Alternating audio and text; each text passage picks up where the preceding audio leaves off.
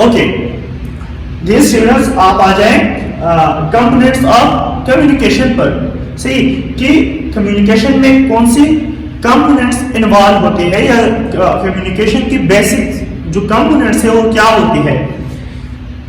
Okay, communication is a process of transmitting and receiving verbal and non verbal messages. Again communication को define कर रहा है कि communication का क्या है, एक प्रोसेस है जिसमें हम वर्बल या नॉन वर्बल मैसेज को या सेंड कर रहे होते हैं या रिसीव कर रहे होते हैं। इसी प्रोसेस को कहते हैं कम्युनिकेशन।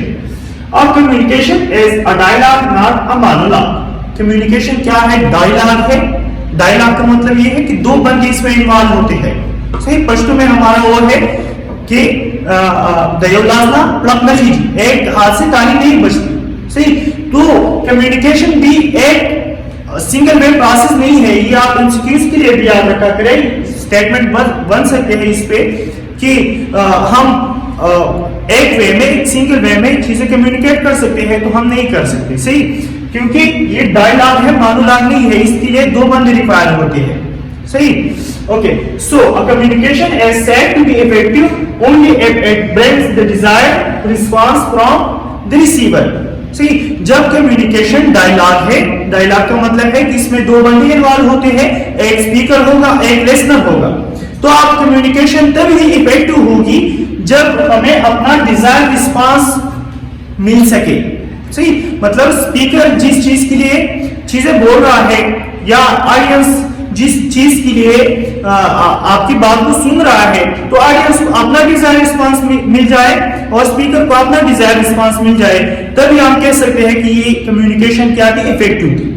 सही, अगर हमें अपना डिजायर रिस्पांस नहीं मिलता तो हमारा कम्युनिकेशन क्या है, इफेक्टिव नहीं है फिर। सही, okay, communication includes 6 components: context, sender, encoder, message, medium, receiver, decoder and feedback।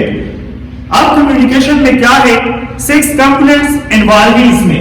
सबसे पहला है कंटेक्स्ट, दूसरा सेंडर या इसको हम डिकोडर भी एनकोडर भी कह सकते हैं, तीसरा है मैसेज, फिर है मीडियम, फिर है रिसीवर, इसको हम डिकोडर भी कह सकते हैं।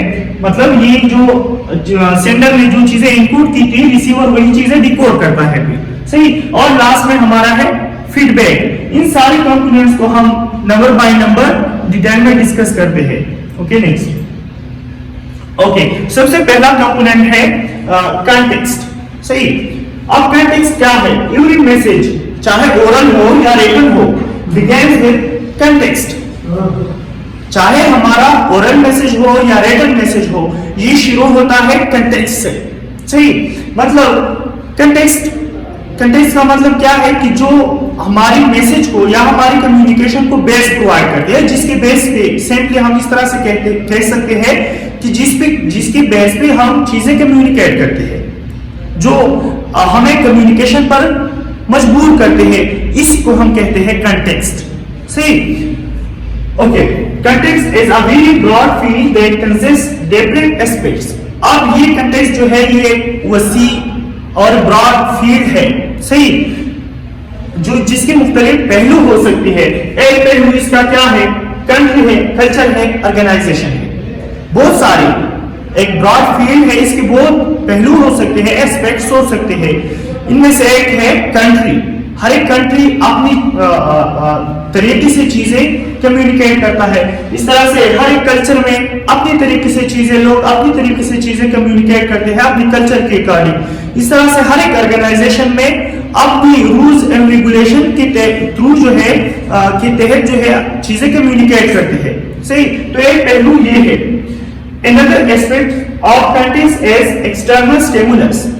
दूसरा एस्पेक्ट या दूसरा पहलू कम्युनिकेशन का क्या है, वो है कंटेक्स्ट का दूसरा पहलू है एक्सटर्नल स्टिमुलस। एक्सटर्नल स्टिमुलस मतलब बाहर से जो चीजें हमें मोटिवेट कर रही है कम्युनिकेशन के लिए। सही, मतलब हमें कम्युनिकेशन पर मजबूर करते हैं, बाहर की जो फोर्सेस होते हैं। Like the sources of external stimulus includes.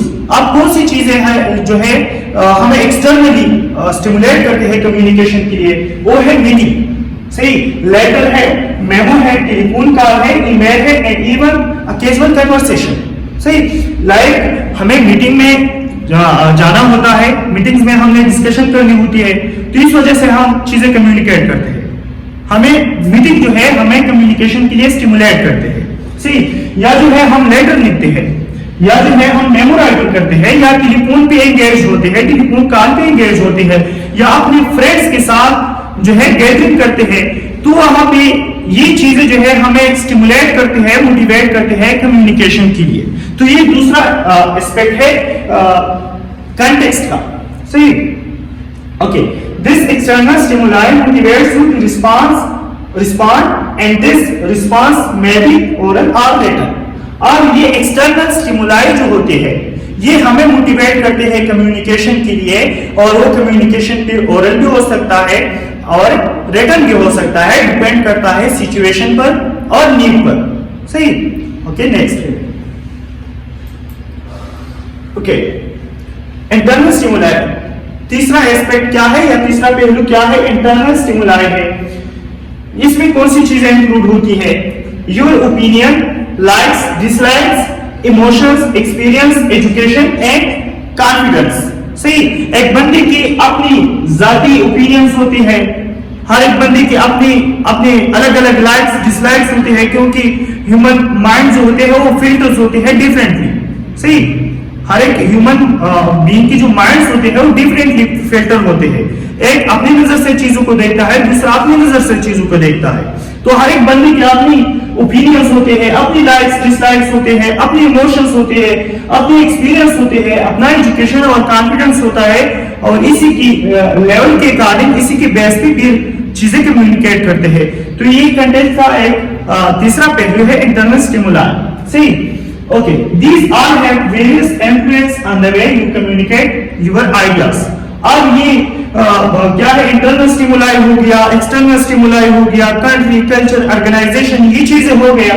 तो ये अपनी जगह पे सही है, अपनी जगह पे आप जिस तरीके से जिस वे में आप कम्युनिकेट कर रहे हो इस पे असरअंदाज होते हैं, इसको इन्फ्लुएंस करते हैं। सही, मतलब ये जो एस्पेक्ट्स हमने पढ़ ली कंटेक्स्ट की, ये country, culture, organisation, external stimuli, internal stimuli, ये सारी चीजें अपनी जगह पे जो है आप जिस तरीके से आप चीजें कम्युनिकेट करते हो इस पे असरअंदाज होती है, इसको इन्फ्लुएंस करती है। A sender can communicate his ideas effectively by considering all aspects of context mentioned above। अब एक सेंडर जो है वो कब इफेक्टिवली कम्युनिकेट कर सकता है? जब ये सारे एस्पेक्ट इसके जहन में हो, जब वो कम्युनिकेशन करने जा रहा हो, तो ये सारे एस्पेक्ट्स अगर इसके जहन में हो तभी वो इफेक्टिवली कम्युनिकेट कर सकता है। सही, ओके, नेक्स्ट ओके, अब आ जाए सेंडर और इनकोडर। सेंडर क्या है या इनकोडर क्या है? तो encoder is the person who sends message. Simple चीज है कि सेंडर वो बंदा होता है जो मैसेज को सेंड करता है। सही, इसको हम इनकोडर क्यों कहते हैं? क्योंकि ये वर्ड्स के थ्रू मैसेज को इनकोड करता है, इसलिए हम इसको इनकोडर भी कहते हैं। Okay, in oral communication the encoder is speaker and in written communication writer is the encoder.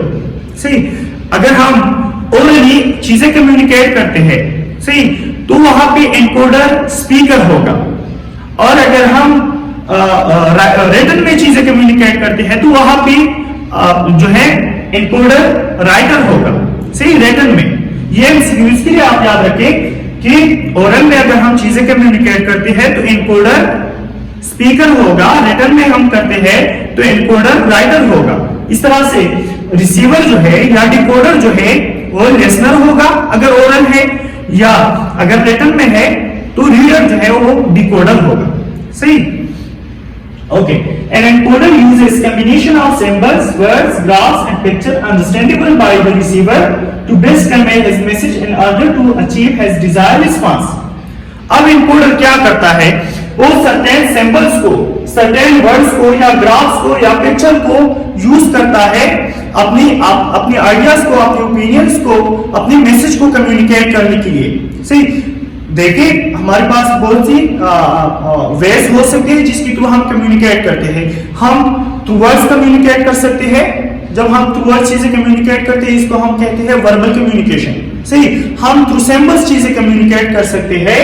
हम थ्रू साइन चीजें कम्युनिकेट कर सकते हैं, थ्रू ग्राफ्स, थ्रू पिक्चर। लेकिन एक बात का हमने ख्याल रखना होगा कि ये अंडरस्टैंडेबल हो बाय द रिसीवर। सही।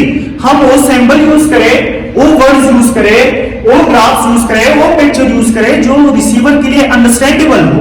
सही। इसका हमने ख्याल रखना होता है। Okay.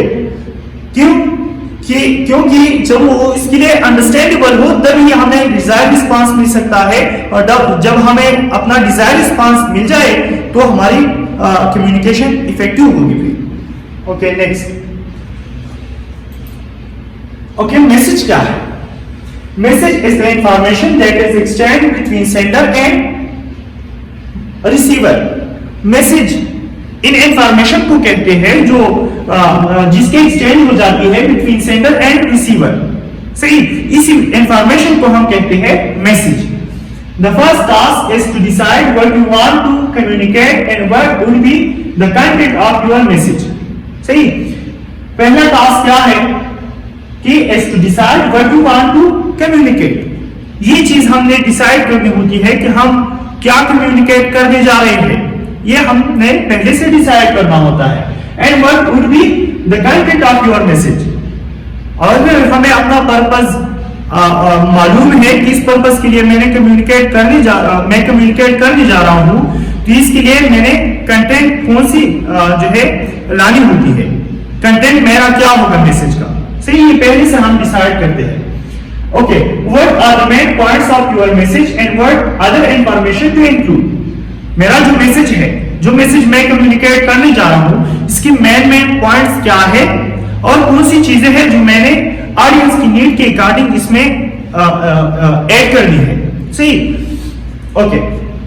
The central idea of the message must be clear while writing the message. Encoder should keep in mind all aspects of context and the receiver how he will interpret the message. सही। आपके message का जो central idea है, central idea का मतलब है कि जिस मेन मकसद के लिए आप चीजें कम्युनिकेट करते हो। सही। इसे और मेन आइडिया आपका क्लियर होनी चाहिए। सही। To the point, concise, correct और कंप्लीट होनी चाहिए, क्लियर होनी चाहिए। और जब आप मैसेज को राइट डाउन करते हो या इनकोड करते हो तो इनकोडर को चाहिए कि वो सारे जो एस्पेक्ट्स, कंटेक्स्ट के जो एस्पेक्ट्स सामने पहले पढ़ी वो इसके जहन में हो। सही। और रिसीवर भी इसके जहन में हो। सही। कि रिसीवर मेरा मैसेज किस तरह से इंटरप्रेट करेगा। मैं तो ये मैसेज कम्युनिकेट करने जा रहा हूं लेकिन रिसीवर इससे क्या मतलब निकालेगा। सही। कौन सी मीनिंग इससे लेगा। तो रिसीवर को भी आपने जहन में रखना होता है कि how he will interpret my message. Okay next. Okay medium एक और कंपोनेंट है कम्युनिकेशन का। Medium is the channel through which encoder will communicate his message. Medium क्या है? जिस चैनल के थ्रू हम अपना मैसेज कम्युनिकेट करते हैं, इस चैनल को कहते हैं मीडियम ऑफ द मैसेज। सही। आप medium of communication. Your medium to send a message में प्रिंट, इलेक्ट्रॉनिक और साउंड। अब ये मीडियम जो है ये क्या है? प्रिंट फॉर्म में भी हो सकता है, इलेक्ट्रॉनिकली भी आप चीजें कम्युनिकेट कर सकते हो। सही। और साउंड ये भी हो सकता है। मतलब है कि मीडियम आपका साउंड भी हो सकता है, प्रिंट भी हो सकता है और इलेक्ट्रॉनिक भी हो सकता है। डिपेंड करता है purpose or nature of your message. See, okay. The choice of medium totally depends on the nature of your message and contextual factor discussed above. अब डिपेंड करता है मीडियम। मैसेज तो हमें पता लग गया, ऑडियंस का हमें पता लग गया, कंटेंट का हमें मालूम है कि मेरे मैसेज का ये कंटेंट है। अब मैंने मीडियम डिसाइड करना है कि कौन सी मीडियम के थ्रू मैं ये चीजें कम्युनिकेट करूं। सही। तो ये डिपेंड करता है किस पर? मैसेज के नेचर पर। अगर आपको क्या हो फौरन रिस्पांस चाहिए होती है। सही। तो वहां पे आप क्या करें? ओरली चीजें कम्युनिकेट करें। मतलब अगर आपको एकदम से रिस्पांस चाहिए होती है, फीडबैक चाहिए होता है, तो आप ओरली चीजें कम्युनिकेट करें। अगर कोई चीज टेक्निकल है, इसको डॉक्यूमेंट करने की जरूरत है, सही, इसको ऑन रिकॉर्ड लाने की जरूरत है, तो फिर आप रिटन मीडियम को चूज करें।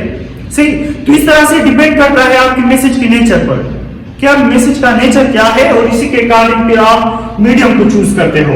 और इस तरह से कंटेक्चुअल जो फैक्टर्स हमने पहले डिस्कस कर ली, इसको भी हमें मद्देनजर रखना होता है कि इस कंटेक्चुअल फैक्टर्स के कारण हमारा मीडियम करेक्ट है या नहीं है। सही, तो मीडियम डिपेंड करता है इन दो चीजों पर।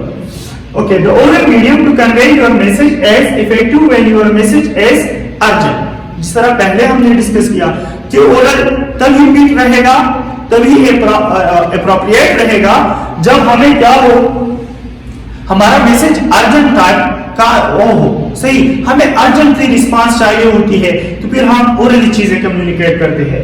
पर्सनल और when immediate feedback is desired, या पर्सनल कोई चीज हम कम्युनिकेट करते हैं या हमें इमीडिएट फीडबैक चाहिए होती है, तो हम फिर ओरल मीडियम को चूज करते हैं।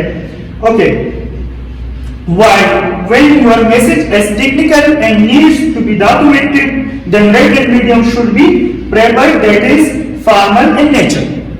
जिस तरह स्टार्ट में हमने डिस्कस किया कि अगर एक चीज को डॉक्यूमेंट करने की जरूरत है, इसको अंदर रिकॉर्ड लाने की जरूरत है, कोई टेक्निकल चीज है, तो फिर इस चीज को हम रिटन चैनल के थ्रू कम्युनिकेट करते हैं। सही, और वो रिटन चैनल क्या है, वो फॉर्मल होते हैं, उनका नेचर फॉर्मल होता है, मतलब हमने फॉर्मली वो चीजें फिर रिटन वे में कम्युनिकेट करना होता है। Okay, next. ओके, रिसीवर और डिकोडर। अब रिसीवर क्या है या डिकोडर क्या है, इसको जानते हैं। The person to whom the message is being sent is called receiver और डिकोडर। जिस बंदे को आप अपना मैसेज सेंड करते हो, वो बंदा कहलाता है रिसीवर या डिकोडर। डिकोडर क्यों कहलाता है, क्योंकि जो चीजें सेंडर ने इनपुट की होती है, ये बंदा उन चीजों को डिकोड करता है, इसलिए हम इसको डिकोडर भी कहते हैं। Receiver may be a listener और reader depending on the choice of medium by sender to transmit the message. सही, अब ये जो डिकोडर है या जो रिसीवर है, सही, ये लिसनर भी हो सकता है और रीडर भी हो सकता है। जिस तरह पहले मैंने आप लोगों को बताया कि अगर ओरली चीजें आप कम्युनिकेट करते हो तो वहां पे डिकोडर लिसनर होगा, अगर रिटन में आप चीजें कम्युनिकेट करते हो तो वहां पे डिकोडर रीडर होगा। सही, okay. Receiver is also influenced by the context, internal and external stimuli. जिस तरह सेंडर जो होता है या एनकोडर जो होता है वो इन्फ्लुएंस होता है कॉन्टेक्स्ट की जो तीन पहलू हमने डिस्कस कर ली, इससे इन्फ्लुएंस होता है। इस तरह से जो रिसीवर होता है वो भी इंटरनल एक्सटर्नल स्टिमुलाई से इन्फ्लुएंस होता है, वो भी इस पे असरअंदाज होते हैं। मतलब जो रिसीवर है वो अपने कल्चर के अकॉर्डिंग आपका मैसेज इंटरप्रेट करेगा। सही, अपनी जाती ओपिनियन, लाइक डिसलाइक कि बेस पे आपका मैसेज इंटरप्रेट करेगा, इससे मीनिंग लेगा। सही, या उनकी कंट्री में, ऑर्गेनाइजेशन में इसके बेस पे आपका मैसेज जो है वो इंटरप्रेट करेगा, अपना मैसेज इसी के अकॉर्डिंग लेगा। सही, okay. Receiver is the person who interprets the message, so high the chances of miscommunication because of receiver perception, opinion, attitude and personality। देखो कि रिसीवर जो होता है वो मैसेज को इंटरप्रेट करता है, वो मैसेज से मीनिंग को निकालता है, मीनिंग लेता है। सही, अब ये रिसीवर जो है इसके अपनी जाती लाइक्स डिसलाइक्स हो सकते हैं, अपनी जाती ओपिनियन हो सकता है, अपनी, जिस तरह स्टार्ट में मैंने बताया कि ह्यूमन बीइंग की जो माइंड है वो डिफरेंटली फिल्टर होते हैं, हर एक ह्यूमन बीइंग का माइंड एक दूसरे से अलग होता है। सही, तो अपनी लिहाज से चीजों को इंटरप्रेट कर सकता है, अपनी नजर से चीजों को देखता है। सही, तो चांसेस ज्यादा है कि मिसअंडरस्टैंडिंग हो, मिसअंडरस्टैंडिंग की चांसेस ज्यादा होती है। सही, क्योंकि आपका मतलब वो नहीं होता, आप एक मैसेज को कम्युनिकेट करते हो, इससे आपका वो मैसेज मतलब नहीं होगा जो मकसद वो रिसीवर निकालता है। सही, तो इससे मिसअंडरस्टैंडिंग भी पैदा होती है। इफेक्टिव कम्युनिकेशन कब होगी? तभी होगी जब हमें ये चीज हमारे जहन में हो कि रिसीवर ये चीज इस तरह से इंटरप्रेट कर सकता है और इस चीज को फिर हम क्लियर करें अपने मैसेज में। सही, next, okay, feedback. Last component है कम्युनिकेशन का फीडबैक। फीडबैक क्या है? रिस्पॉन्स और reaction of the receiver to a message is called feedback. हमारे मैसेज पर या सेंडर ने जो मैसेज सेंड किया हो, इस पे जो रिस्पांस आ जाता है या जो क्या है रिसीवर का जो रिएक्शन होता है या जो रिस्पांस होता है, इसी को कहते हैं फीडबैक।